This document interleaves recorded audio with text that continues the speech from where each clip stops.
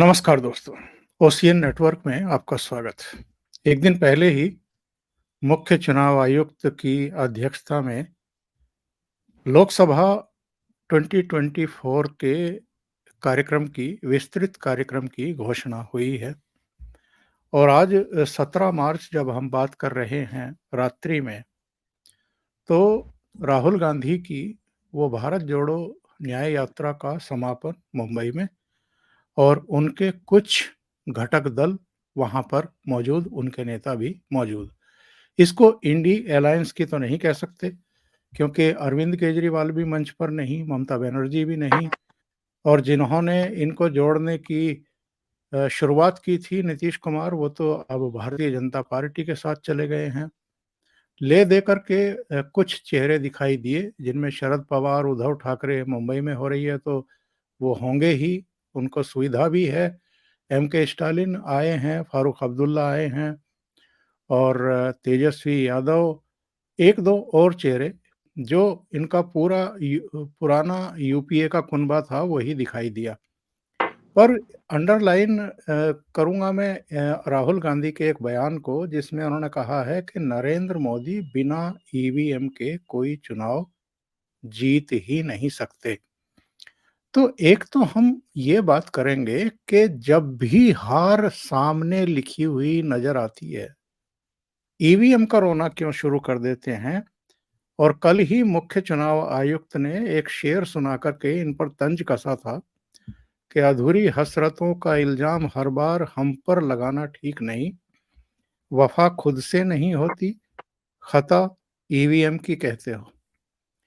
और supreme court ने भी इनको एक फटकार लगाई है। इनको मतलब जिनको ये भेजते हैं याचिका लगाने के लिए, उनको फटकार लगाई है, याचिका खारिज की है कि बार बार यहाँ आ जाते हो। इसके अलावा हम कुछ और मुद्दों पर भी बातचीत करेंगे। मेरे साथ दो खास मेहमान जुड़ रहे हैं, धीरेन्द्र पुंडीर जी दिल्ली से और अनुपम मिश्रा जी प्रयागराज से। आप दोनों का बहुत स्वागत है। नमस्कार। नमस्कार सर। धीरेन्द्र जी, आपके पास आता हूं। सबसे पहले मेरे पास एक सूची है। हिमाचल प्रदेश में क्या बिना ईवीएम के कांग्रेस जीती है? तेलंगाना में क्या ईवीएम से वोटिंग नहीं हुई थी जहां इनकी सरकार है? या कर्नाटक में इनकी सरकार है तो क्या बिना ईवीएम के चुनाव हुआ था? और इन तीनों राज्यों में अगर ईवीएम से ही जीतते हैं नरेंद्र मोदी और भारतीय जनता पार्टी, तो इन तीनों राज्यों में बीजेपी क्यों हार गई? इससे पहले भी पंजाब में इनकी सरकार थी, राजस्थान, मध्य प्रदेश, छत्तीसगढ़ में इनकी सरकार थी। सब ईवीएम से ही चुनाव हुए थे, ईवीएम से ही। तो क्यों ये ईवीएम का रोना रोना शुरू कर देते हैं? नमस्कार। दरअसल 2018 में निक चीजमैन और ब्रायन क्लास की एक किताब थी जिसका नाम था how to rig an election. इस किताब को अफ्रीकी देशों में इलेक्शन रिग करने के आइडिया के साथ बताया गया था कि किस तरह से रिग होते हैं, क्या चीज किया जाता है।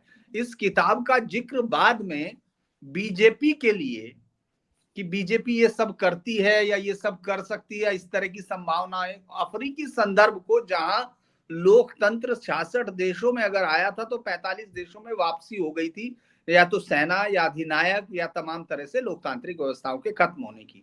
उस किताब को यहाँ हिंदुस्तानी संदर्भ में राजदीप ने जिक्र किया था अपने, जब वो लिख रहे थे कि क्यों 2019 में जीते।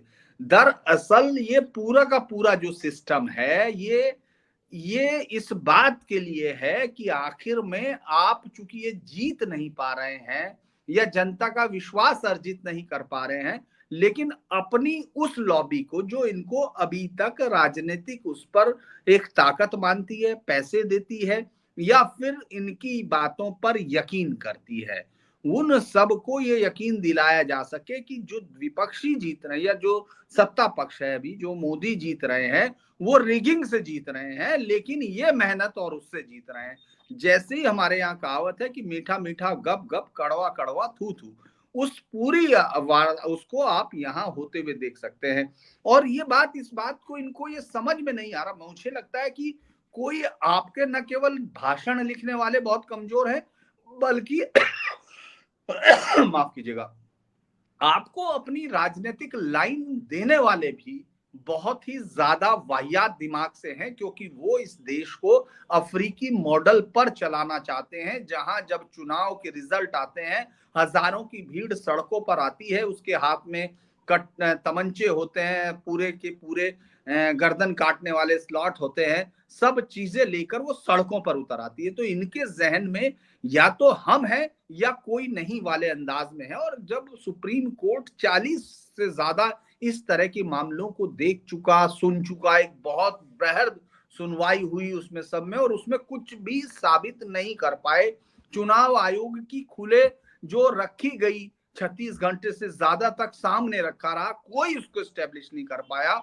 लेकिन एक झूठ है जिसको वो कहते हैं कि थूक बिलोना, वो कंटिन्यू चलता रहता है। आप पूरी यात्रा के बाद अपनी यात्रा समाप्त करते वक्त इस तरह की चीजों के साथ कर रहे हैं, तो मुझे लगता है कि आपने न केवल अपनी इससे पहले वाली यात्रा और ना ही इस यात्रा से कोई सबक सीखा है। आपके जो जहाज है उससे डूबते हुए देखकर सब लोग भाग रहे हैं, आपको वो दिखाई नहीं देता।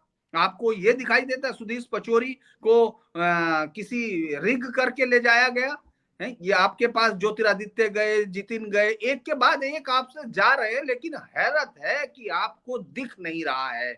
और आप भारतीय जनता की उस खूबसूरत उपलब्धि को, जो पिछले 75 साल से पूरी दुनिया की विकसित जो लॉबी है, जो विकसित देशों की लॉबी है, उसकी आंख की खार है कि एक देश जिसके लिए विंस्टन चर्चिल जैसे लोगों ने इस बात की भविष्यवाणी की थी कि ये देश टुकड़ों में बंट जाएगा, ये लोग वापस आएंगे, वो देश इस सफलतापूर्वक तरीके से सत्ता का हस्तांतरण करता है। जीतने वाली पार्टी सीधे अंदर चली जाती है, कोई सवाल ही नहीं होता, ऑटोमेटिक सिस्टम चला जाता है। तो ये उसको बर्बाद करना चाहते हैं इससे पहले कि किसी भी तरह से हमको हारा गया। तो आपको अगर नहीं है तो आप चुनाव से, जो आपकी पार्टी जीती है जहां जहां, आप विरोध कीजिए, आप बाहर खड़े हो जाइए। जिस सिस्टम पर आपको यकीन नहीं, आप सांसदों की तरह इस्तीफा दीजिए और जनता के बीच में मूवमेंट कीजिए, वो कल खड़ी होगी। आपके पास तमंचे लेके सरकार बदलने का कोई प्रस्ताव वो नहीं है। ये जनता चुनाव में वोट दे रही है, इतने हजारों करोड़ मतलब जितने लोग वोट कर रहे हैं, करोड़ों लोग वोट कर रहे हैं। आपको उन करोड़ों लोगों के साथ मजाक करने से बाज आना चाहिए। और ये मैं गुस्से से कह सकता हूं कि ये बात बहुत ही वाहियात मुझे लगती है कि जब आप हारते हैं तो आप रोना शुरू कर देते हैं, और जब आप जीतते हैं तो आपकी जुम्बिश भी नहीं होती आपकी जुबान। धीरेन जी, ये जो इनकी जोड़ो तोड़ो न्याय यात्रा चल रही थी जिसका समापन हो गया, इस पर मैं आपकी टिप्पणी लूं। एक बार अनुपम जी को फिर से जोड़ लेते हैं। जी अनुपम जी, अगला सवाल मैं अनुपम जी आपसे ही कर लेता हूं। ये जो भारत जोड़ो तोड़ो यात्रा चल रही थी उसका समापन हो गया है, इसका हासिल आप क्या मानते हैं? क्योंकि जब ये खत्म हुई है तो एक खबर आ रही है कि साहब ये ना तो इनकी बहन रायबरेली से लड़ेगी और ना ही राहुल गांधी अमेठी से लड़ेंगे पिछले लोकसभा चुनाव की तरह। तो क्या यही हासिल है? और अपने पर भरोसा नहीं, उन संसदीय क्षेत्रों पर भरोसा नहीं जहां से आपकी कई पीढ़ियां चुनकर के पार्लियामेंट पहुंची हैं। यानी अब आपको उस उत्तर प्रदेश पर भी भरोसा नहीं रह गया है, जिस उत्तर प्रदेश ने दशकों तक कांग्रेस पार्टी को और इनके परिवार को ताकत दी थी और ये सत्ता में रहे थे। यही हासिल है इनकी यात्रा का। जी जी। तो मेरा ये कहना है कि 2000 जो ईवीएम राजीव गांधी ने शुरुआत की, जिसकी जिन्होंने इंट्रोड्यूस किया, 2014 में आपका ईवीएम, आपका चुनाव आयोग, आपकी मशीनरी, और आप 44 सीट पे चले गए। 44 या 54 कितनी आई थी पंडित साहब? 44 सीट, 44 सीट पे आप चले गए। आप सोचिए, 400 सीट वाली कांग्रेस 40 सीट पे आ गई, अपनी चुनाव आयोग, अपनी ईवीएम, अपनी मशीनरी से। उसके बाद आप देखें कि 2014 में लोकसभा के अलावा 8 विधानसभा चुनाव हुए थे, 8। बड़े बड़े स्टेट्स के हुए थे। अभी सारे स्टेट्स मैं देख के बताता हूँ। और उन 8 स्टेट्स में कांग्रेस सिर्फ अरुणाचल प्रदेश जीती, सारे बड़े स्टेट्स हार गए, सिर्फ अरुणाचल प्रदेश जीती। तो मतलब लोकसभा के साथ लोकसभा और विधानसभा मिला के 2014 में आपकी मशीनरी पे 9 चुनाव हुए और 9 में से आप सिर्फ अरुणाचल प्रदेश जीते और सारे स्टेट्स हार गए और केंद्र हार गए। अब उसके बाद अगर आप कुछ कहते हैं तो मतलब बेशर्मी की इंतहा है। आप देखे हैं कि करीब 55 चुनाव हुए हैं 2014 से विधानसभा के, करीब 55 चुनाव हुए हैं।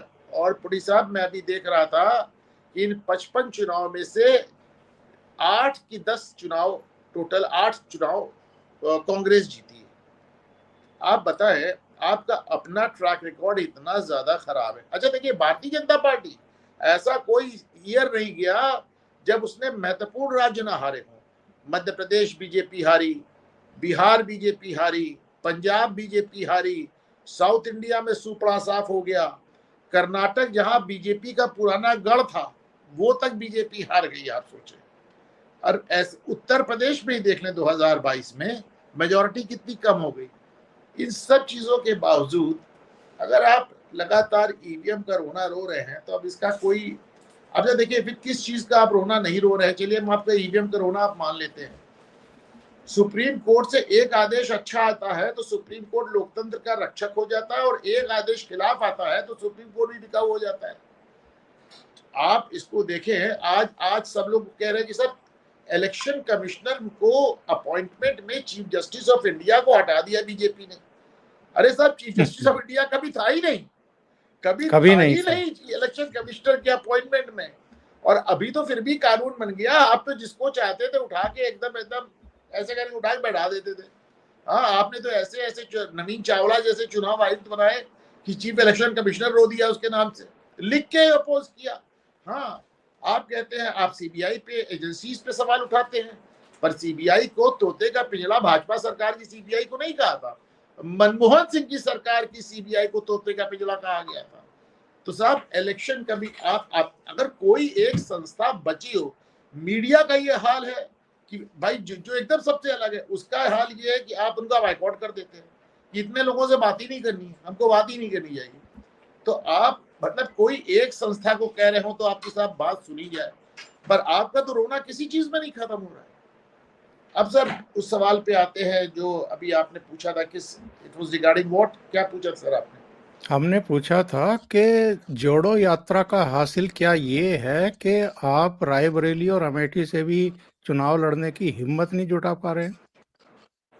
अब जोड़ो यात्रा का ये है साहब, मैं इनका एक वीडियो देख रहा था तो ये कह रहे थे कि साहब पूरी भारत में नफरत फैली हुई है, उसके लिए मैंने मोहब्बत के लिए यात्रा शुरू की। और साहब उसी वीडियो में, उसी बयान में 2 ही मिनट बाद कहने लगे कि भाई मैं तो जहां गया मुझे प्यार मिला, यहां तक कि बीजेपी की आरएसएस के आदमी भी आके मुझसे प्यार दर्शाते थे। तो आप एक ही वीडियो में नफरत और मोहब्बत आपको दोनों मिल जाती है। दूसरी बात, अगर आपको पूरे एक सवाल मैंने ट्विटर पे भी लिखा था कि पहली यात्रा के बाद इन्होंने कहा था कि मैं तो साहब हिंदुस्तान में जहां गया मुझे सिर्फ मोहब्बत मिली। तो अगर आपको पूरे देश में मोहब्बत मिली तो दूसरी यात्रा आपने निकाली क्यों थी भाई? क्यों निकाली आपने दूसरी यात्रा? आप किस तरह, मतलब जब ऑलरेडी मोहब्बत है, भारत जुड़ा हुआ है, तो आप यात्रा क्यों निकाल रहे हैं? और बहुत ही मतलब आप देखें कि जहां जहां इनकी यात्रा गई, बंगाल गई ममता अलग हो गई, बिहार गई वो नीतीश कुमार अलग हो गए, उत्तर प्रदेश आए, आप देखिए उनके आते आते जैन चले गए। ये जहां पहुंची इनकी यात्रा, जिस जगह पहुंची उनकी यात्रा, सिर्फ मतलब आप देखिए, मुझे तो लगता है भारत जोड़ो से ज्यादा वो गठबंधन तो वो यात्रा चल रही थी। इनकी यात्रा के दौरान गठबंधन छिन्न भिन्न हो गया। अब बात आती है अमेठी और रायबरेली की। तो अमेठी साहब, मतलब आप सोचिए संजय गांधी के टाइम से आपके पास ये सीट है। संजय गांधी 1980 में संजय गांधी जीते थे। तो मतलब आज इतनी पुरानी सीट आपने गंवा दी, गंवा ही नहीं दी। उसके बाद आप जाके साउथ इंडिया में कहते हैं वायनाड में जीत गए, तो आपने जनता को दोष दिया। क्या कहा आपने कहा साउथ इंडिया वालों को वोट करना आता है, नॉर्थ इंडिया वालों को वोट ही नहीं करना आता। सोचिए, उसके बाद आप 5 साल अमेठी में झांकने नहीं गए। मैं अभी दावे से कह रहा हूं, आपके चैनल पे कह रहा हूं, हालांकि मैं इस तरह की भविष्यवाणियां नहीं करता हूं, लेकिन मैं दावे से कह रहा हूं राहुल गांधी अमेठी से नहीं लड़ेंगे। अरे आप कैसे लड़ेंगे यार? आप मतलब झांकने नहीं गए अमेठी 5 साल, और वो बंदी लगातार वहां पे जमी हुई है कि स्मृति ईरानी इतना काम करे। इतना तो आपको भी समझ में आ रहा है कि क्या किया है। रही बात प्रियंका गांधी की, तो अभी तक एक दिमाग में वो फितूर है कि Gandhi can not lose, Gandhi हार नहीं सकते। तो साहब उनको एकदम श्योर शॉट सीट चाहिए, उनको एकदम जैसे वायनाड गए थे, तो वायनाड जब से सीट बनी थी तब से कांग्रेस जीत रही थी। जब से वायनाड सीट का गठन हुआ था, ये चौथा चुनाव था, और 3 चुनाव कांग्रेस जीत के बैठी थी एकदम। 50% से ज्यादा मुसलमान और ईसाई थे, चले गए, जीत गए। तो उनको एकदम श्योर शॉट सीट चाहिए, एकदम 100% निकल जाने वाली। अब लेकिन दिक्कत है, 100% निकल जाने वाली सीट बची कितनी? एक जमाने में इंदिरा गांधी चिकमंगलूर चली गई थी, मेढक चली गई थी, मुझे याद है। अब ऐसी सीटें आपके पास बची नहीं। वो आप कर्नाटक गए थे, आप आंध्र प्रदेश गए थे, एक चिकमंगलूर और मेढक, एक कर्नाटक में, एक आंध्र प्रदेश जो अब तेलंगाना हो गए। अब सवाल ये कि साहब आंध्र प्रदेश में भी आपका सुपड़ा साफ है, कर्नाटक में आपकी राज्य सरकार जरूर बनेगी, लेकिन लोकसभा में आपका सुपड़ा साफ हो जाता है। एक केरल में देखिए आप, इनको मुस्लिम लीग ने भी कहा आप छोड़ दीजिए, लेफ्टिस्ट ने भी कहा छोड़ दीजिए, छोड़ा नहीं इन्होंने किसी कीमत पे। और रही बात अमेठी आने की, सवाल ही नहीं। रायबरेली एक रिस्की सीट है, अब रिस्की हो गई, मनोज पांडे के हटने के बाद वो रिस्की हो गई। और अगर सोनिया नहीं जाती तो रिस्की हो गई। प्रियंका गांधी वहां जाएंगी, उसमें मुझे 2 बड़े डाउट्स हैं। आप देखिए कि सबसे पहले हिमाचल प्रदेश से राज्यसभा का प्रस्ताव गया था प्रियंका के, उनके सोनिया के लिए, और वो कंटेम्पलेट भी कर रही थी। लेकिन जब उनको समझ में आया कि साहब राज्यसभा में वहां जरा सा भी दिक्कत हो सकती है, वो तुरंत निकलनी है अपना, उनको श्योर शॉट जीत चाहिए, वो तुरंत राज्यसभा चलेगी। और यहाँ अभिषेक मनु सिंह भी फंसा दिया। इसी तरह उनको एकदम 100% गारंटी वाली सीट हो तो प्रियंका गांधी आए। एक दिक्कत तो ये। दूसरी दिक्कत साहब जो मुझे लगती है, मैं नहीं के जानता कि ये कितनी सच हो सकती है, लेकिन मेरा अपना सोचना है कि प्रियंका गांधी को चुनाव लड़ने के लिए अपना और रॉबर्ट वडेरा का पूरा फाइनेंशियल एम्पायर डिस्क्लोज करना पड़ेगा। और मुझे लगता है कि एक प्रियंका की सीट से पूरी कांग्रेस की बची कुछ सीट भी फंस जाएगी। तो वो मतलब एक प्रियंका को अपना हलफनामा दिया नहीं कि उनकी बची हुई सीट पे भी एक क्वेश्चन मार्क खड़ा हो जाएगा।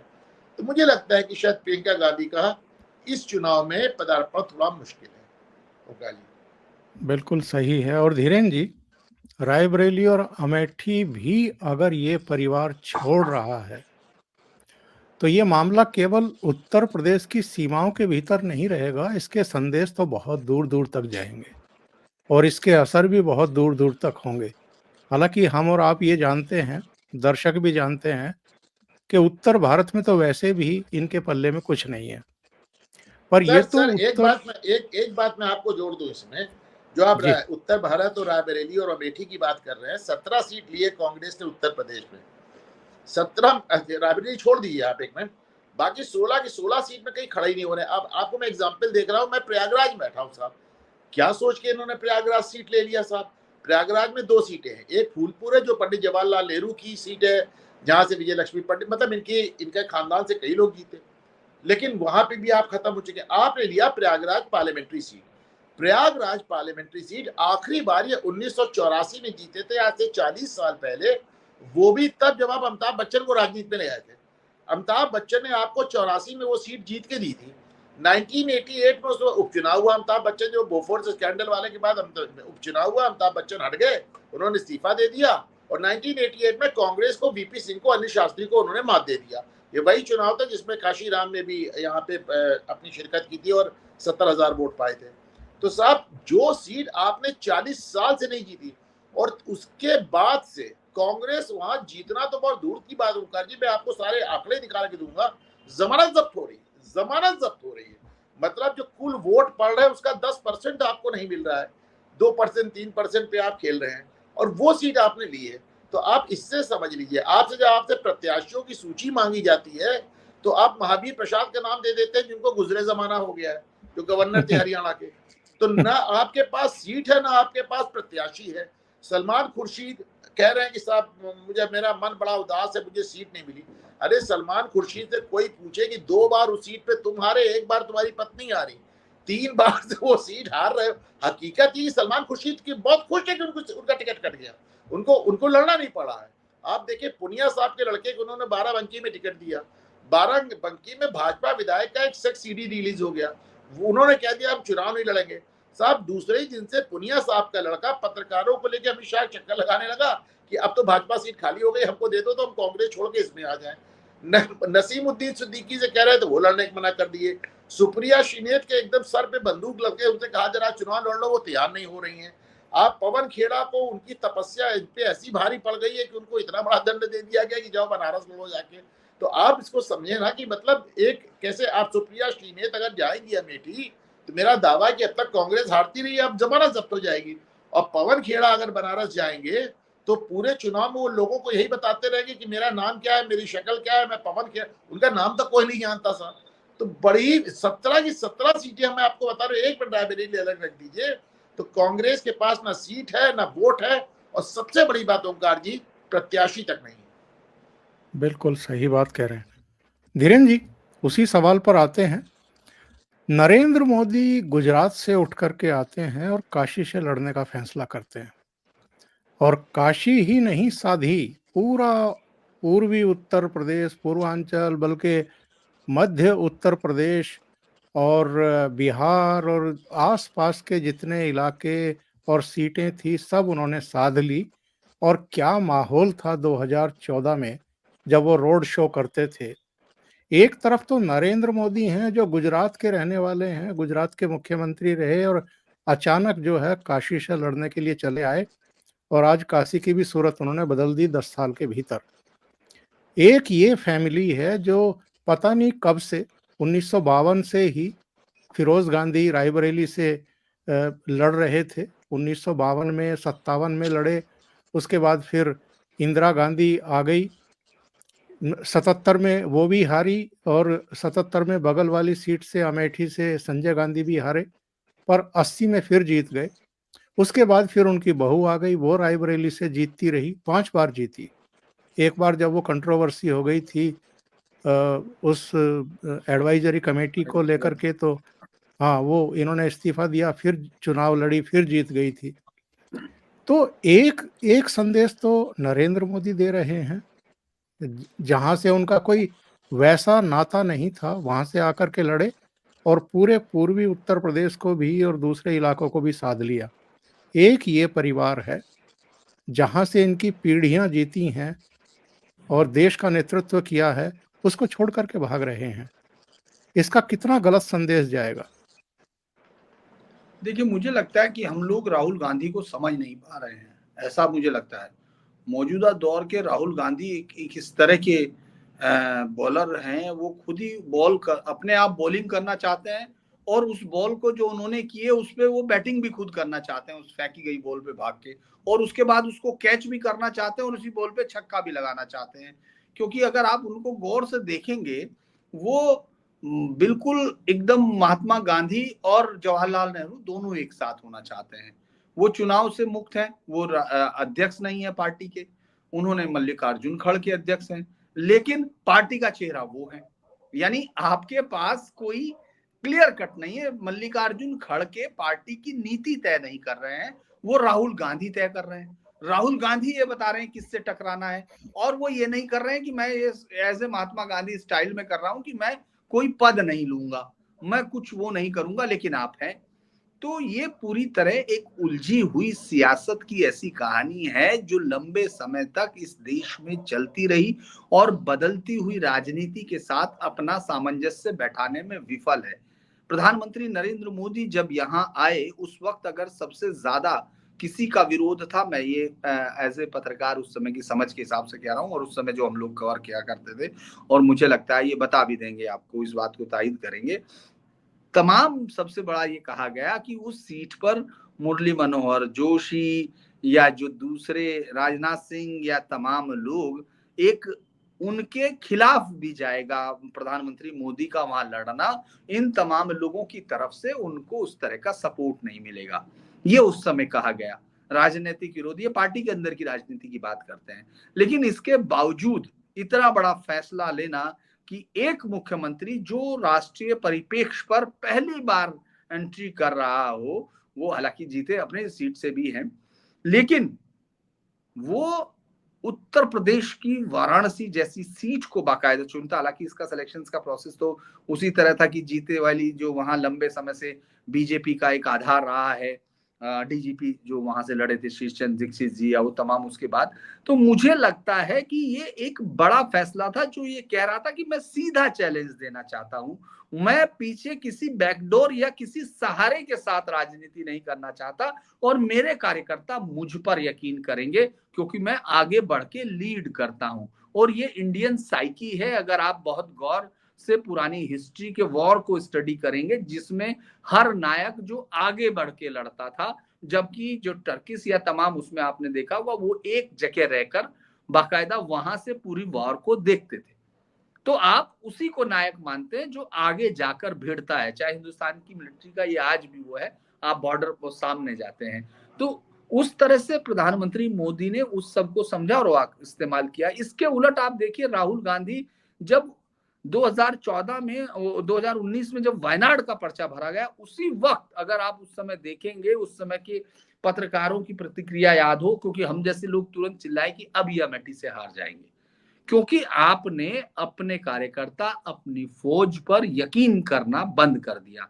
आपने जब आप वायनाड वाली जीत पर जो आपने कहा उसी तरह से जब कहते हो तो इन फ्यूचर जिन्होंने आपको वोट दिया, ये हार बहुत बड़ी हार थी उसके लिहाज से, परसेप्शन के लिहाज से, लेकिन अगर आप संख्या को देखेंगे तो ये बहुत बड़ी हार नहीं थी जिसको आप रिवर्ट नहीं कर सकते थे। लेकिन आपने उन तमाम लोगों को जिन्होंने आपके साथ, आपके परिवार के साथ इतने लंबे समय तक एक वफादारी का रिश्ता माना, आप नहीं जाते थे, आपने वहां क्या दिया था, कुछ भी विकास के नाम पे कुछ नहीं था। मैं ये बात इसलिए कह सकता हूं क्योंकि वहां एक अमेठी में जो भी गया होगा, वहां एक स्टेडियम बनाया गया था अमिता सिंह और संजय सिंह के लिए, उसमें बैडमिंटन कोर्ट बनाया गया था। जब मैं 2019 के चुनाव तक भी कवर करने गया था तो उसमें जो बेस बोर्ड होता है जो लकड़ी का तैयार किया जाता है, उसमें इतने इतने गहरे और सब घुन हो चुके थे। आप जिस होटल में, मैंने आपको पहले भी बताया था, सिर्फ एक होटल था उस शहर में जिसमें सिर्फ एक कमरा एसी था, वो भी जो मेन बाजार में था, और होटल भी वही था। अगर आप ये सब उसको एक विकास की कहानी बता रहे हो या विकास के लिए आपको वोट दिया गया है, तो ये सब पोल खोल देता है उन लोगों के सामने जिन्होंने उसको कवर किया है, उस तरह दिखाया हो। जायज तक जाते जाते आपको पता चल जाता था सड़क की हालत क्या है। तो आप उस कॉन्स्टिट्यूंसी ने आपको वोट दिया, आपको इतनी ताकत दी, और जब आप उस पूरे उलटफेर में मोदी के चमत्कार के सामने खड़े थे, उस वक्त भी वो आपके साथ खड़े रहे, लेकिन आपने उनका अपमान किया। आपने जब ये कहते हैं तो आप उनका मनोबल तोड़ते हैं कि इन लोगों को वोट देना नहीं आता। तो मुझे लगता है कि ये एक वो आधारभूत अंतर है कि आप सीधे लड़ने की बजाय आपने अपने आप मैदान छोड़ने की कोशिश की, और ये मैदान छोड़ना रणछोड़ जी की तरह नहीं था कि आप कहीं ले जाकर उसको जरासंध को कहीं एक ऐसे कालियावन के सामने जहां सो रहे उनके सामने ले जाएं ताकि वो जलाकर राख करें, राजनीतिक तौर पर हरा सके, ऐसी जगह नहीं ले गए, आप खुद भाग कर गए। तो मुझे लगता है कि ये आप ऐसा करते कि प्रधानमंत्री मोदी को एक चुनौती देते कि आप इस सीट पर आइए, हम उस पर लड़ेंगे, एक कोई और सीट पर जाते जो यहां से भाग के जाती। ऐसा आपने नहीं किया, लिहाजा आप न रणछोड़ है, आप एक ऐसे कमजोर आईडीए के साथ गर्वोक्ति से भरे हुए एक ऐसे राजनेता के तौर पर अभी तक सामने आए हैं जिसने अपने पूर्वजों की अर्जित ताकत से उत्तराधिकार तो हासिल किया, लेकिन उत्तराधिकार में कुछ भी जोड़ने में आप नाकाम रहे। तो मुझे लगता है आज की डेट में जब हम लोग बात कर रहे हैं तो यही स्थिति है इस समय। और वो बिल्कुल जब मैं आपसे बात भी कर रहा था कि जिस दिन राम मंदिर का विरोध करने की चिट्ठी जारी हुई, जैसे ही वो चिट्ठी आई तो सबसे पहला ट्वीट मैंने यही किया था कि इसका मतलब है गांधी परिवार ने ये फैसला कर लिया कि वो लड़ नहीं रहे हैं। तो सारी चीजें अगर हम गौर करते हैं तो वो बातें कर रहे हैं। वो उनका एक बयान, मुझे लगता है आपका शायद अगला सवाल था वो, कि किस तरह वो कह रहे हैं कि प्रधानमंत्री मुझसे डर रहे हैं क्योंकि मैं सिस्टम जानता हूं। अब वो कौन सा सिस्टम जानते हैं वो तो मुझे नहीं मालूम है, लेकिन प्रधानमंत्री की राजनीति को जरा सा भी जानने वाला ये देखता है कि वो दुस्साहसिक तरीके से फैसले लेते हैं, और जब फैसला लेते हैं तो उसको अंजाम तक ले जाने की कोशिश करते हैं बिना किसी विरोध से घबराए हुए। हो सकता है इसके पॉजिटिव पॉइंट भी, इसके नेगेटिव पॉइंट भी हैं, और जब आप जीत रहे होते हो तो कोई आपसे पूछ भी नहीं रहा होता। तो मुझे लगता है प्रधानमंत्री मोदी जीत रहे हैं, और राहुल गांधी का एटीट्यूड इस तरह का नहीं दिख रहा कि वो अपने कार्यकर्ताओं को कोई उम्मीद दे सके। अनुपम जी, उस सवाल पर आते हैं जिस सवाल पर चर्चा करने का सुझाव आपने करीब 1.5 महीने पहले दिया था। सवाल ये है कि 2024 के इन चुनाव नतीजों के बाद राहुल गांधी का क्या होगा? देखिए साहब, अब जैसा कि ज्यादातर, चले सर्वे आप छोड़ भी दें तो ऐसे भी आप तमाम लोगों से मिलते हैं, बांटते हैं, बात करते हैं, तो एक एहसास हो रहा है कि भाई अगर ममता दीदी की बात मानी जाए तो उन्होंने कहा इस बार तो 40 सीट भी नहीं आएगी। अब आएगी नहीं आएगी, कितनी आएगी, मतलब जो कांग्रेस के अपने सबसे ज्यादा बड़बोले लोग हैं वो भी कहते हैं साहब हम 150 सीट ले आएंगे। तो मतलब कांग्रेस सत्ता में तो आ नहीं रही। अब सत्ता में नहीं आ रही है तो दो एक वो बनते हैं, एक जो उनके सामने दो चुनौतियां पेश आएंगी, 3 चुनौतियां। पहली चुनौती होगी इसके बाद होने वाले विधानसभा चुनाव। दूसरी चुनौती होगी इतने चुनाव हारने के बाद पार्टी को फिर भी केवल गांधी नाम से जोड़े रहना। भाई गांधी नाम से इसलिए पार्टी जुड़ी हुई थी क्योंकि गांधी नाम वोट लाता था, बाकी गांधी नाम से और क्या उसमें लड्डू रखा है। तो चूंकि गांधी नाम वोट ला रहा था, तो अब गांधी नाम जब वोट ही नहीं ला रहा है तो फिर आप मान के चले कहीं ना कहीं अंदर से चुनौती आएगी। पिछली बार आपने देखा था शशि थरूर के रूप में आई थी और उसको बड़ा सक्सेसफुली क्रश कर दिया गया था, लेकिन आपने देखा कि गहलोत ने इनकी बात सुनने को एकदम मना कर दिया था, कमलनाथ वगैरह का रुख आप देख रहे हैं। तो ऐसे में कितने डिफेक्शंस हो चुके हैं आपने देखा। बहरा तो पहला तो आएगा, तो उसके तुरंत बाद विधानसभा होने वाले विधानसभा चुनाव, और एक भी विधानसभा चुनाव ऐसा नहीं होने वाला है जिसमें कांग्रेस की कोई बांसुरी बजे। दूसरे, गांधी नाम पे पार्टी कब तक टिकी रह सकती है? जाहिर सी बात है, लोग अभी से पूछ रहे हैं, 2024 के बाद कौन पूछेंगे। तीसरी दिक्कत ये आएगी कि साहब वो जो नेशनल हेराल्ड वाला केस चला, मैं बार बार उसको कहता हूँ क्योंकि मैंने देखा, मैं लोग चीजों को सीरियसली लेते नहीं, मैं कहता रहता हूँ, बाद में सीरियस निकलती है। नेशनल हेराल्ड वाला केस चलेगा भाई, अगर जो नए कानून आने के बाद कोई भी केस 3 साल में तय होना है। नेशनल हेराल्ड वाले केस का हाल ये है कि सुप्रीम कोर्ट तक आपको कह चुकी है कि इस केस में बहुत दम है, आपको रिलीफ नहीं दी जा सकती, आपको अग्रिम जमानत तक नहीं दी जा सकती, आपकी गिरफ्तारी तक रोकी नहीं जा सकती। आप जाके डिस्ट्रिक्ट कोर्ट में सरेंडर कीजिए, अरेस्ट होइए, उसके बाद जमानत लीजिए, तभी इन लोग जमानत पे है, प्रियंका राव, सोनिया राहुल दोनों। तो ऐसे में वो मुकदमा बड़ा गंभीर है, और अब उसे वो बहुत कुछ तय करेगा। भाई आजकल सुब्रमण्यम स्वामी, डॉक्टर स्वामी आजकल जो मोदी से नाराज चल रहे हैं। मेरा मानना है कि सरकार कभी नहीं चाहेगी कि राहुल गांधी जेल जाए, सोनिया गांधी जेल जाए, कभी नहीं चाहेगी। इंदिरा गांधी वाली गलती नहीं दोहराना चाहेंगे। आज की तारीख में वो अपनी क्रेडिबिलिटी पूरी तरह खो चुके हैं, सहानुभूति खो चुके हैं। ऐसे में इनको जेल भेज के सरकार इनको हीरो नहीं बनाना चाहेगी। बीच में तो आप देखें कि जितनी मुकदमा चल रहा है उसमें एक बार कोर्ट का ऑब्जर्वेशन भी आया था कि सरकार कोऑपरेट नहीं कर रही है नेशनल हेराल्ड वाले केस में। सुब्रमण्यम स्वामी का क्या रुख रहेगा ये देखना क्यों होगा, क्योंकि सुब्रमण्यम स्वामी बीच में कांग्रेस के प्रति भी सॉफ्ट हो जाते हैं, लेकिन इस चुनाव के बाद वो कांग्रेस के प्रति सॉफ्ट नहीं रह जाएंगे, बल्कि अगर उनको लगेगा कि साहब राहुल गांधी के जेल जाने से राहुल गांधी हीरो बन रहे हैं नरेंद्र मोदी के सामने, तो और तेजी से वो मुकदमे में लग जाएंगे। एक बात मैं और जानता हूं कि राहुल गांधी और सोनिया गांधी जेल जाने वाले मटेरियल नहीं है। अगर वास्तव में बात वो आ जाएगी तो मुझे कहने में कोई संकोच नहीं है, ये आपको देश में नहीं मिलेंगे। लेकिन एक बात तय है, अब इसको बहुत ज्यादा, मतलब चूंकि पत्रकार हैं हम लोग, हर बात को फैला के बात करते हैं, डिस्कस करते हैं, एकदम सीधे निष्कर्ष पहुंचा दे तो लोग कहते हैं अरे साहब आप कोई डिक्टेटर है, आपने सुना दी। लेकिन मैं समझता हूं कि 50-55 चुनाव हार कर अब ये बात निर्विवाद रूप से सत्य हो, मतलब साबित हो चुकी है कि राहुल गांधी नेता मटेरियल, इलेक्शन मटेरियल नहीं है। राहुल गांधी नेता आज नहीं है, कल नहीं थे और कभी नहीं हो सकते, इसमें अब कोई दो राय नहीं है। और मेरा अपना मानना है कि बहुत दिनों से एक जो सुबुगाहट कांग्रेस में चल रही है, भाई होगी जरूर। कांग्रेसी सोचेंगे अगर डूबना ही है तो किसी और अध्यक्ष के साथ डूबे ना, इन्होंने तो हमको कुछ भी नहीं दिया। मेरा अपना मानना है कि साहब 2024 के बाद एक बड़ी चुनौती इनके सामने आने वाली है, वो भी पार्टी के अंदर से। धीरेन जी,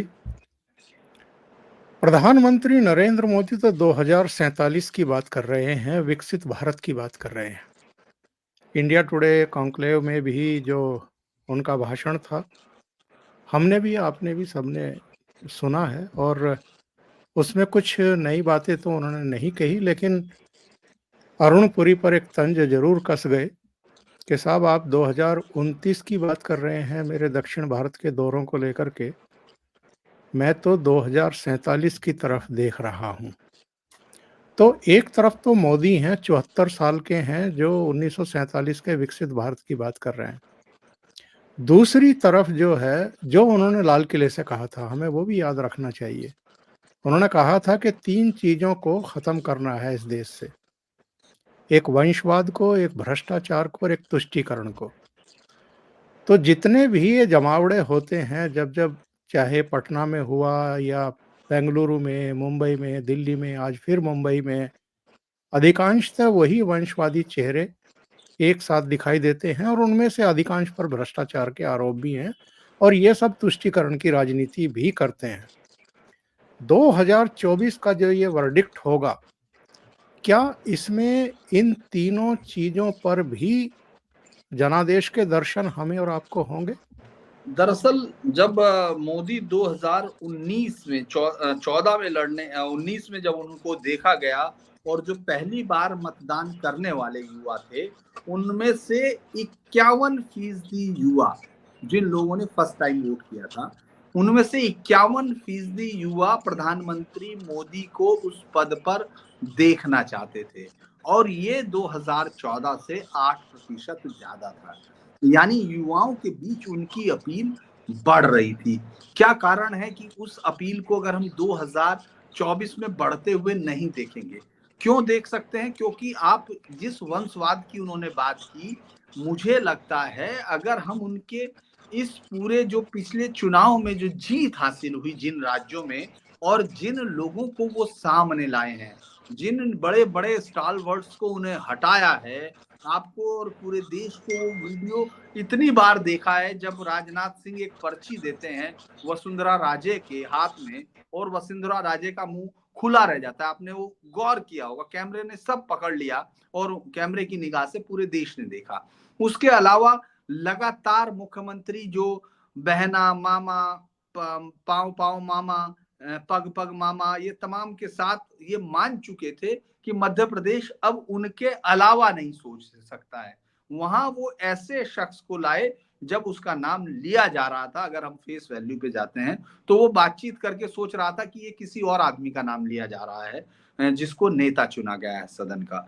मुझे लगता है कि जब ये चीज वो कह रहे हैं तो वो वंशवाद की प्रकट जो होती हुई अपनी पार्टी में जड़ जमाती हुई चीजें उसको पहले से हिला रहे होते हैं, उन ताकतवर नेताओं को सचेत कर रहे होते हैं। ऐसा नहीं है कि बीजेपी ने टिकट नहीं दिया, क्योंकि पंकज सिंह है, अनुराग ठाकुर है, ये तमाम लोग हैं, लेकिन आप ये देखेंगे उनको, अनुराग ठाकुर को कई लंबे समय तक देखा गया और हिमाचल में जीत के लिए जरूरी तमाम चीजों को देखने के बाद टिकट दिया गया और अनुराग ठाकुर ने, अगर आप देखेंगे, लंबे समय में अपनी योग्यता साबित की है। तो जो उसकी बात है वंशवाद की, तो उसके खिलाफ तो आपको उस पार्टी में ही दिखाई देगा जिनके, हालांकि यूपी में उस तरह का हम लोगों ने नहीं देखा बदलाव, फिर भी मैं ये कहूंगा कि मोदी अपने एक्शन से इस चीज को दिखाते हैं। करप्शन में 1,00,000 करोड़, कल ही अगर आप उसका जिक्र कर रहे हैं, 1,00,000 करोड़ रुपया एक बहुत बड़ी रकम होती है जो सीज की गई है, जो ईडी ने की है। 4700 मुकदमे दर्ज हुए, 4700 मुकदमे।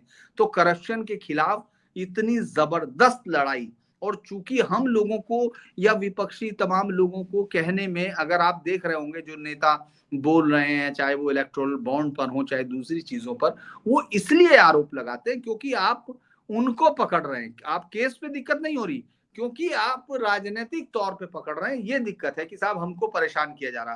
केस गलत है क्या? पूरे देश में नौकरी के बदले जमीन, ये इतना नायाब आइडिया कहां से आता है भाई? 4 लाख रुपए में आपको फ्रेंड्स कॉलोनी में या इतने में लाखों रुपए में सिर्फ कोठी मिल जाएगी। आप वहां घुस के एक बेडरूम का तो फ्लैट लेके जरा बताइए कितने का आता है। तो ये लोगों की आंख में धूल के कविता। अब जब देखिए मुट्ठी ऐसे करके, ऐसा करने से हो सकता है आपके जातिवाद के या उसके तमाम तरह के समर्थक है, उनको ये आपकी ताकत एक स्टाइल लगे।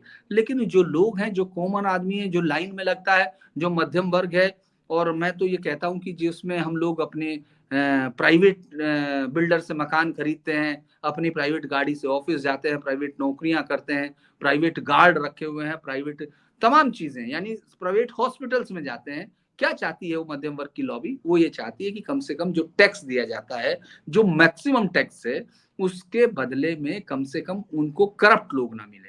तो वो चीजें उन्होंने अपने एक्शन से साबित की है। और जो लोग पकड़े जा रहे हैं वो लोग बाकायदा कोर्ट में हैं। अब आप लोअर कोर्ट, हाई कोर्ट और सुप्रीम कोर्ट सबको एक ही तरफा नाचे जा रहे हैं, तब आपका कुछ भी नहीं हो सकता, तब आप सिस्टम पे यकीन नहीं कर रहे हैं।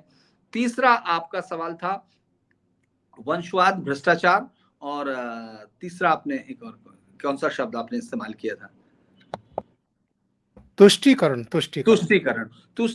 के लिए तो आप ये देखिए, सीएए को जो लागू करने के बाद अगर उसके सामने सरकार ने नियम बनाए, हालांकि लंबा समय लगा, मैं बार बार कहूंगा कि ये इतना समय नहीं लगना चाहिए था। आप जिस तरह की आड़ लेना चाह रहे हैं कि साहब वो रहा कोरोना रहा, लेकिन उसको गए हुए भी अरसा हो गया, लेकिन वो एक बड़ा प्रहार है। आपके टाइम में पहला राज्य बन गया उत्तराखंड आजादी के बाद इस देश में यूसीसी लागू करने वाला। वहां आपने देखा होगा उस तरह की मजारें तोड़ी गई 400-500, जिनके अंदर कोई था ही नहीं। आपने एक मजार बिजनेस तैयार कर दिया था। आप ये देखिए 3 तलाक का ले जाना, सिर्फ 3 तलाक अभी भी तलाक की बिद्दत गया है, बाकी तलाक हसन या दूसरे तलाक अभी भी हैं। लेकिन उनके खिलाफ भी जब आप इशारा करते हैं तो लोग आपकी बात पर यकीन करते हैं। तुष्टीकरण का काफी हद तक उन्मूलन हुआ है, लेकिन पूरी तरह नहीं हुआ है, क्योंकि आपको आज भी अलीगढ़ मुस्लिम यूनिवर्सिटी आजादी की लड़ाई का दिखता है। तो ये प्रधानमंत्री की अपनी समझ की वजह से कोई प्रॉब्लम होगी, लेकिन मुझे लगता है कि कम से कम अलीगढ़ मुस्लिम यूनिवर्सिटी को कोई ये कहेगा तो मुझे उसकी इस पर तुष्टीकरण की थोड़ा सा तो लगता है कि कुछ और है। और जब अजमेर शरीफ भी चादर जाती है तो कुछ तो है जिसकी पर्दादारी है। ये बेखुदी बेसबब नहीं है गालिब, कुछ तो है जिसकी पर्दादारी है। तो मुझे लगता है तुष्टीकरण के खिलाफ भी जो दिख रहा है वो तो एक्शन हो रहा है। हालांकि कई बार लोग सवाल करते हैं कि कर्णावती जो है अभी तक नहीं बना है, भाग्यनगर नहीं बना है, हैदराबाद, लेकिन बहुत सारी चीजें हैं जो ये बताती हैं कि प्रधानमंत्री मोदी या इस अपने तीनों को जो लाल किले से उन्होंने कहा था कि हद तक आगे बढ़ रहे हैं। और अगर आपको नंबर देने होंगे तो वो विद जी अनुपम जी, कोई टिप्पणी लास्ट में आप करना चाहें इस पर? ये कि जब पंडित साहब कह रहे थे, जाहिर सी बात है भी बहुत ढेर सारी उम्मीदें हैं जिसपे मतलब हम लोगों ने शायद या ज़्यादा उम्मीद लगा ली हो या कुछ भी हो। एक बात और भी है, आपने देखा पिछले 10 साल में, खास तौर से पिछले 7 साल में प्रधानमंत्री मोदी ने जो अरब मुल्कों से संबंध बनाए हैं और जिस तरह तकरीबन हर मुल्क ने उनको अपने हाईएस्ट सिविलियन अवार्ड से नवाजा है और जिस तरह के वहाँ की हमारी एक राजनीति शुरू हुई है।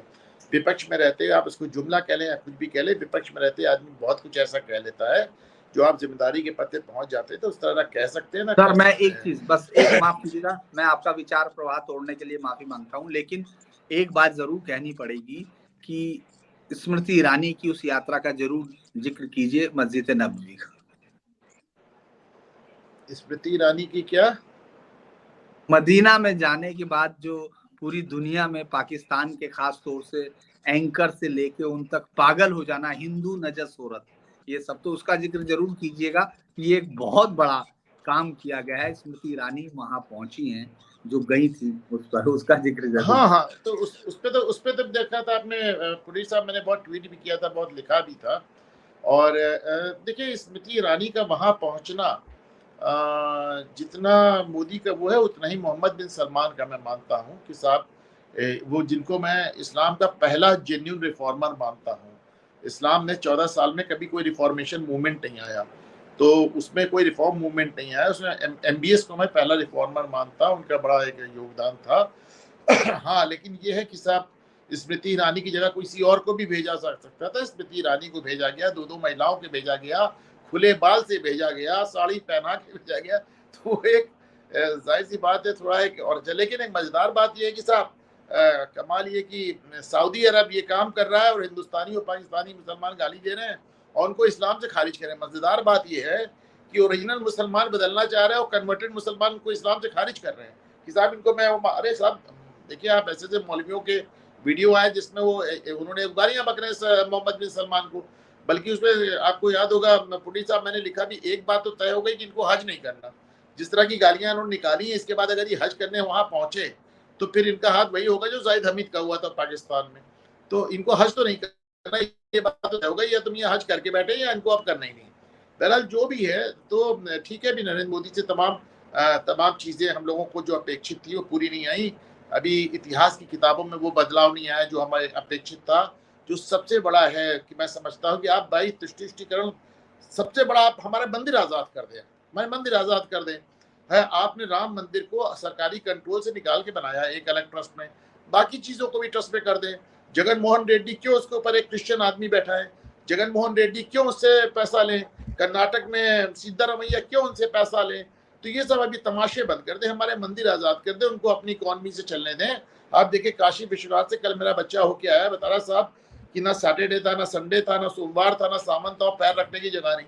तो ठीक है वो ना अपना they can take care of themselves, तो अपना बहुत बढ़िया काम कर रहे हैं। तो हमारे मंदिर आजाद कर दें, ये एक बहुत बड़ी एक, क्योंकि इस पे तो कहीं कोई इस्लामी मुल्क आपके ऊपर आरोप नहीं लगा रहा, मुसलमान आपसे नाराज नहीं हो रहे, कोई नहीं रोक रहा है।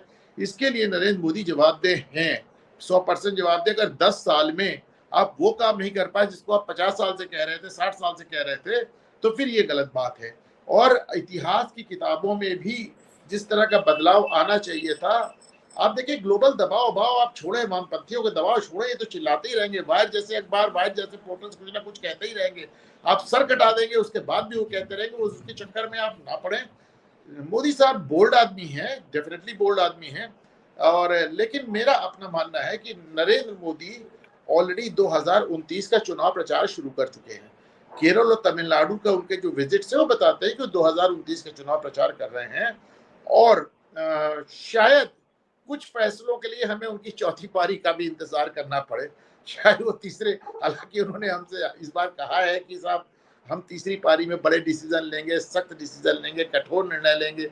उन्होंने ये भी कहा कि जिन लोगों ने मुझे अब तक सुना है, जाना है, उन्हें मालूम है कि मैं केवल कहने के लिए कुछ नहीं कहता। Let us hope for the best. और सबसे बड़ी बात मैं एक बात कहूंगा कि कुछ उन्होंने डिलीवर किया, और कुछ क्या मैं कहता हूँ 90% डिलीवर किया, और 10% अगर नहीं भी किया तो बाकी जगह से तो कुछ भी नहीं मिल रहा था। आप सोचे ना, यहाँ तो फिर भी उन्होंने इस पूरे मुल्क की एकदम आमूल चूल बदल डाला। मुझे लगता है किसी और सरकार में तो शायद हम आप और ओंकार जी बैठ के इस तरह बात भी नहीं कर पा रहे होते। आप सोचे ना, तो और जगह तो शायद इस तरह बात भी करना मुश्किल हो जाता। और मैं मानता हूँ कि, और जो भी आप कह रहे थे, आप राजस्थान का हवाला दे रहे थे और मध्य प्रदेश का हवाला दे रहे थे, आपके तो उत्तर प्रदेश में चेंज नहीं। उत्तर प्रदेश में तो बहुत बड़ा चेंज है। आप देखें मुख्यमंत्री का, आप इसको देखें कि योगी आदित्यनाथ तो हॉलैंड जा रहे थे, जब उनको रोक के बताया गया कि तुमको मुख्यमंत्री बनना है, भाई कहाँ जा रहे हो, अपना ट्रिप कैंसिल करो, तो उनको भी नहीं मालूम था जब वो मुख्यमंत्री बन रहे थे। योगी आदित्यनाथ जब मुख्यमंत्री पद के लिए, आप उस समय तक वो कहीं पे ऐसी जगह नहीं थे कि उनको मुख्यमंत्री बनाना ही अपरिहार्य था। आज उनको हटाना मुश्किल है, बहुत मुश्किल है, लेकिन उस समय तक तो उनकी स्थिति ऐसे नहीं थी। तो उनको भी जब मुख्यमंत्री बनाया गया तो योगी कम से कम कहते तो यही है कि I was equally surprised, I was very surprised. मैं तो एक कहते हैं विदेशी दौरा बना के बैठा था। नहीं, वहां उस दिन वो गोरखपुर में थे, जब उनके पास फोन गया कि आपको सुबह आना है 10 बजे, तो उन्होंने कहा कि मैं वो ट्रेन नहीं है। और वो सांसदों के एक प्रतिनिधि मंडल में विदेशी दौरा भी बना के बैठे थे। हाँ, उनका अप्रूवल था उनका, और ये कहा गया था कि आपको 10 बजे। उन्होंने कहा भाई मेरे पास तो ट्रेन जा चुकी, आखिरी ट्रेन जो दिल्ली आती है। आप देखें सवर्णों में सबसे कम परसेंटेज उत्तर प्रदेश में क्षत्रियों का है, तो यहाँ क्षत्रिय मुख्यमंत्री है। जाट लैंड में बनिया मुख्यमंत्री है, हरियाणा में आपने देखा खट्टर, महाराष्ट्र में ब्राह्मण मुख्यमंत्री है, मराठा लैंड में। तो आप ये तो नरेंद्र मोदी के मतलब जिस तरह के चमत्कार है कि एकदम उल्टा वो काम करके दिखा रहे हैं आपको। 2 राष्ट्रपति अपॉइंट किए और दोनों से मैसेज किया, पहला दलित बनाया, दूसरा आदिवासी बनाया। अगर मतलब मीडिया ईमानदारी से अपना रोल निभाए तो साहब किया तो उस शख्स ने कमाल है। और मतलब और जब आप उनकी तुलना करते हैं किसी और से भी, किसी ने एक बार सुप्रिया श्रीनेत्र ने ट्वीट किया था कि आपको राहुल गांधी में सबसे अच्छा क्या लगता है। मैंने कहा कि साहब मुझे उनको सबसे अच्छा लगता है कि वो नरेंद्र मोदी के बार बार लौटने की सबसे बड़ी गारंटी है। ये बात मुझे राहुल जी की सबसे अच्छी लगती है। तो आप तो कुछ तो मोदी भी डायनेमिक हैं और कुछ उनका समय भी अनुकूल है कि उनको राहुल गांधी जैसा विपक्ष मिला है। ओंकार जी बहुत बहुत धन्यवाद। और दर्शकों से निवेदन है, आपको अगर ये चर्चा पसंद आई हो तो आप लाइक ज़रूर करें, अपनी राय भी ज़रूर दें और वीडियो को फॉरवर्ड करें, शेयर करें। अनुपम जी का चैनल है घूमता आईना, उस पर जाएं और उसको सब्सक्राइब ज़रूर करें। बहुत अच्छे विषयों पर बहुत बोलते हैं। शुक्रिया सर, बहुत शुक्रिया। और पुनीत साहब बहुत अच्छा सीधी लकीर पेश कर रहे हैं, उसको जरूर देखें, उसमें मैं भी नजर आऊंगा आपको। और बहुत कमाल का प्रोग्राम उन्होंने शुरू किया है और अभी मुश्किल से 10 दिन पहले शुरू किया, 12 दिन पहले अगर मुझे ठीक याद है, और उसको भी देखें। जी जी, बहुत बहुत धन्यवाद आप दोनों का इतना समय निकालने के लिए। Thank you so much.